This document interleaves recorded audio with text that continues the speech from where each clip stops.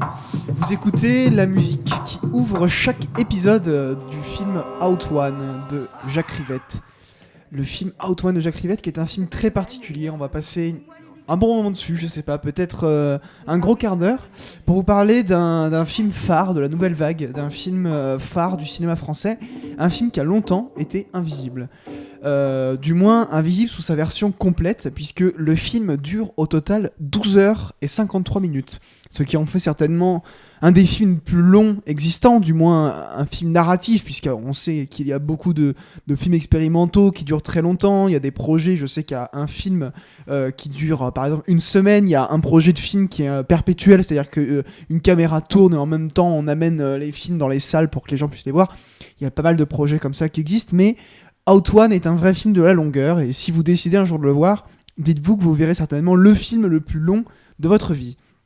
Film réalisé par Jacques Rivette, sorti en 1971, qui était quasiment invisible jusque-là et qui donc a été restauré par Carlotta Film et donc réédité par la même occasion, dans une copie absolument splendide évidemment, mais ça Carlotta, on a l'habitude qu'ils nous propose des restaurations d'une qualité absolument exceptionnelle, mais un boulot excellent sur un film qui mérite d'être vu puisque c'est un film majeur de la nouvelle vague. On va évidemment en parler, on va développer tout ça, on va vous parler de cet objet, de cet ovni cinématographique, puisque c'en est un, même si c'est un film de la nouvelle vague. Tous les films de la nouvelle vague sont un petit peu particuliers en général, parce qu'ils sont porteurs d'un vrai désir de remise en question du langage cinématographique. Avec Out One, c'est largement le cas.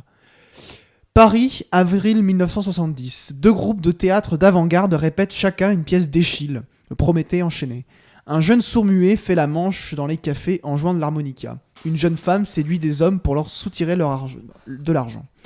Alors qu'une conspiration se dessine, des liens se tissent entre les différents protagonistes. Voilà, film choral. C'est à partir de là que part le film Out One de Jacques Rivette.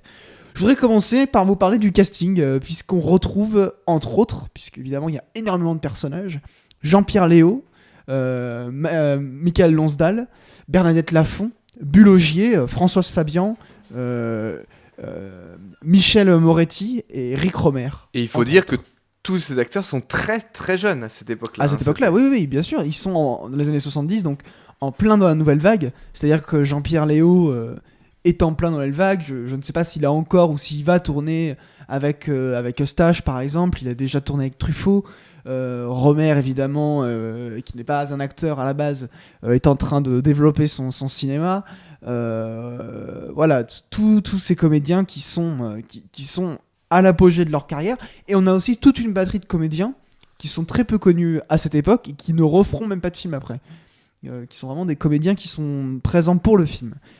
Alors, c'est très compliqué de dire de quoi parle concrètement Out One, même si je viens de vous résumer l'histoire, puisqu'évidemment, comme je vous l'ai précisé, c'est un film qui dure 12h53. Alors évidemment, 12h53, on se dit qu'on aurait le temps de développer une histoire très longue, avec beaucoup de personnages, avec beaucoup d'intrigues.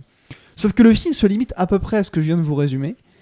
Et concrètement, je crois que si on voulait condenser l'histoire concrètement que raconte le film, on pourrait très facilement faire un film d'1h30, peut-être même 1h20. Puisque concrètement, et ça on le sent très vite, ce qui intéresse Jacques Rivette, ce n'est pas tant l'histoire qu'il raconte que la manière dont il la raconte. Alors, on sait que Rivette a eu l'idée de faire un film dont le principal matériau finalement sera la longueur, lorsqu'il avait vu un projet de Jean Rouch projeté à Paris de plus de 11 heures, qui était, je ne sais plus le nom du film, mais qui était une espèce de patchwork de plusieurs de ces films, notamment documentaires, je crois. Et donc Rivette a eu l'idée de réaliser un film très long. Un film vraiment qui base son expérience cinématographique sur la longueur. Et c'est vraiment ça qui constitue évidemment Out One, c'est la longueur. C'est un film du temps. Un film qui donne le temps de voir, le temps de ressentir, le temps d'aimer, le temps de s'ennuyer un tout petit peu. Mais c'est aussi important sur un film de 12h53, un petit peu de s'ennuyer, de se détacher du film aussi. Le temps de penser aussi, ça c'est très très important. Et surtout le temps de voir. On a le temps de voir, le temps de vivre avec les personnages. Puisqu'évidemment, quand on voit un film de 12h53, on finit par vivre avec lui. Alors, c'est vrai que le film se voit la plupart du temps en épisodes, et très rarement de façon linéaire, c'est-à-dire sur toute la longueur. Il vaut mieux découper le visionnage, regarder ce film sur 2-3 jours. 2 jours, ça peut être un bon compromis de se faire 6h30 puis 6h30 pour vraiment vivre cette expérience. Alors, c'est vrai qu'on pourrait penser que le film peut se vivre comme une série finalement, de regarder des épisodes qui durent tous entre 1h30, 1h15 pour le plus court et 1h53 pour le plus long. On pourrait regarder ça comme une série, c'est-à-dire de se regarder un épisode par jour ou même un épisode par semaine. Mais ce n'est pas ça qui permet de vivre véritablement l'expérience cinématographique qu'est Out One, en tant justement qu'expérience cinématographique. Puisque, comme je vous le disais, l'histoire n'est pas tellement ce qui intéresse. Du coup, on peut se dire, mais quel est l'intérêt d'aller voir un film de 12h53 ? Mais c'est justement parce qu'il dure 12h53. Si le film durait 3 heures, il serait chiant. Mais parce qu'il dure 12h53, il ne peut pas l'être. Alors que pourtant, la version que moi Voilà, j'ai pu voir Spectre. déjà, Spectre durait, alors je sais plus, 4h45, 4h30, et pourtant rentrait quand même dedans. Oui, 4 heures. Alors déjà, c'est déjà très long, 4h43. Alors que 3 heures, c'est déjà long, mais il y a beaucoup... Malgré le fait qu'on n'en regarde pas souvent, il existe quand même beaucoup de films de 3 heures. On en regarde beaucoup quand on aime le cinéma. Il y a tous les films épiques, toutes les grandes productions des années 40, 50 duraient 3 heures. Donc, le fait que le film soit aussi long, c'est quasiment son argument principal. C'est le fait qu'on va vivre avec un film pendant 12h53. Parfois jusqu'à l'épuisement, parfois jusqu'à l'émerveillement total, parfois jusqu'à la somnolence. C'est-à-dire qu'on va somnoler avec le film. On va être dans un espèce d'état entre deux états. Et ça confère quelque chose aussi qu'on retrouve trop peu au cinéma, c'est l'aspect onirique du film. Le film comme un rêve, le film comme un rêve éveillé. La lumière s'éteint, on se retrouve dans un espèce de monde parallèle où on est porté par les images. Et on va somnoler, on va se laisser littéralement emporter par le flot d'images. Et au bout d'un moment, c'est ça. Évidemment, vous ne pouvez pas rester concentré pendant 12h53 comme vous le seriez pendant 1h30 sur un film de Bergman ou un film d'Ozu. Vous ne pouvez pas. Et le film ne se donne pas du tout de la même manière. Alors, de quoi sont constitués ces 12h53 ? Ces 12h53 de rêves cinématographiques éveillés, d'espèces de produits hypnotiques, de produits d'images hypnotiques. Je dis produits au sens d'effervescence, c'est-à-dire de production d'images incessante. C'est-à-dire pendant 12h53, on est face à plein d'images, mais pas une prolifération d'images, puisqu'on a finalement très peu de plans, puisque le film est constitué de beaucoup de plans séquences. Alors pourquoi ? Parce que justement, il est constitué principalement d'improvisation.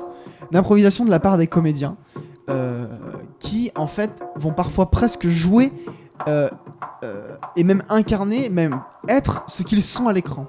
C'est-à-dire que quand on est face aux improvisations, on comprend assez vite que ce qu'on regarde, ce ne sont pas tant des acteurs qui interprètent un rôle que les acteurs qui sont réellement en train d'improviser des exercices très particuliers. Vous entendez les sons, ce sont vraiment des exercices de théâtre un petit peu contemporain, presque de l'ordre de la performance autour de la pièce d'Eschyle de Prométhée. Et c'est parfois même presque jusqu'à l'épuisement, comme je vous disais. Puisque par exemple, une des premières répétitions du groupe dont Michael Lonsdal est le metteur en scène, la séquence dure, je crois, plus de 20 minutes, j'ai pas calculé, j'ai pas regardé ma montre parce qu'on est porté par ça. Et c'est 20 minutes en fait de comédiens qui petit à petit vont se mettre à devenir des enfants. C'est-à-dire à faire n'importe quoi, à se mettre de la boue sur le visage, à se battre entre eux, à faire les idiots. Mais sauf qu'au début, le film vient de commencer, on n'est pas encore plongé dans cet univers, donc on ne sait pas vraiment ce qui se passe, on commence à comprendre. Et à ce moment-là, j'ai vécu quelque chose que j'ai très peu vécu dans une salle de cinéma, une fuite inexorable de spectateurs.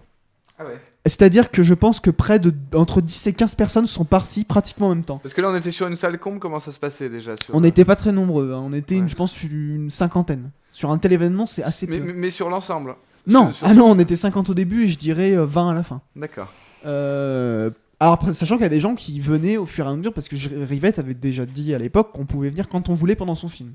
Que c'était aussi le but, d'être une espèce de produit de la longueur où on peut se plonger à n'importe quel moment dedans. Comme une odyssée finalement. même si finalement il y a quand même un semblant d'histoire, donc c'est quand même intéressant aussi du début à la fin. Mais oui, voilà, comme je le disais, une fuite de spectateurs, de gens qui ne supportaient pas de voir ça. Bon, entre nous, c'est aussi parce que le public habitué de l'Institut Lumière est peut-être un petit peu secoué par le fait que enfin on leur montre du cinéma, qui change un petit peu de Billy Wilder. Je ne dénigre absolument pas Billy Wilder, mais disons qu'il y a un petit peu plus d'audace cinématographique. Attention, je ne dis pas qu'il n'y a pas d'audace chez Billy Wilder, mais il y a un petit peu plus d'audace cinématographique dans Hot One que dans le reste. Évidemment, ça les secoue un petit peu. Il y a vraiment une fuite de personnes qui, en plus, ont fui en calomniant le film, en disant que c'était des conneries, que c'était n'importe quoi, que c'était pas du cinéma. Il y a vraiment des gens qui sortaient vraiment hors d'eux, extrêmement en colère contre le film. Alors d'un côté, on est un peu triste et tout de se dire que les gens n'essayent même pas de rester un petit peu plus qu'une demi-heure, sachant que la plupart avaient payé leur passe pour les 8 épisodes. Et ils sont partis au bout de 30 minutes. Heureusement pour eux, parce qu'ils n'auraient pas supporté la suite, qui est encore plus intéressante.